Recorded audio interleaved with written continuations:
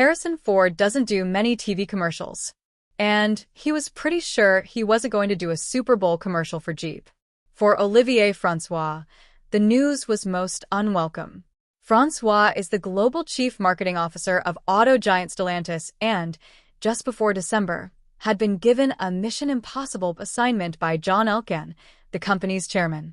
He wanted the company to run a strong Super Bowl commercial for Jeep, something Francois has done many times in the recent past. Francois is, after all, the marketing executive who has supervised the creation of memorable and thematic big game spots that have used Eminem to signal an economic resurgence in Detroit, Clint Eastwood to exhort a post-recession U.S. to get back out on the field and play because it was halftime in America, Bill Murray to recreate the premise of his 1993 movie Groundhog Day for Ram trucks, Bruce Springsteen and Bob Dylan in surprising turns to spur Americans to buy the company's cars on Sunday night spot. Ford tells the audience that we get to write our own stories and that freedom in American is yes or no, or maybe.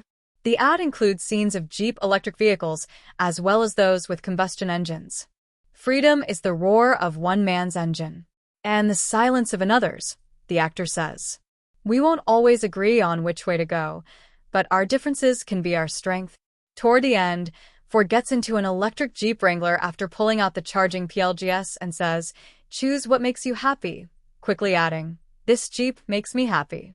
Even though my name is Ford.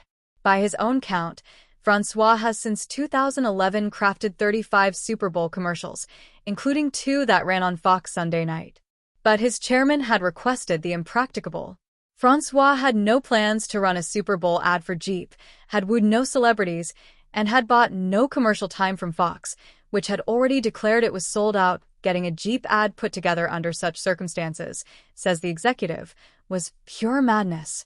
The prospect was even more so for this year's game, because, as of Sunday morning, Stellantis was the only automaker running commercials in the event, something extremely unusual. For decades, General Motors, BMW, and Volkswagen, among others, have spent billions on Super Bowl ads for years, with commercial breaks often resembling a metaphorical parking lot due to the sheer number of autos getting hyped. Automakers spent $49 million on Super Bowl ads in 2024, according to ad tracker Media Radar, and $56 million in 2023.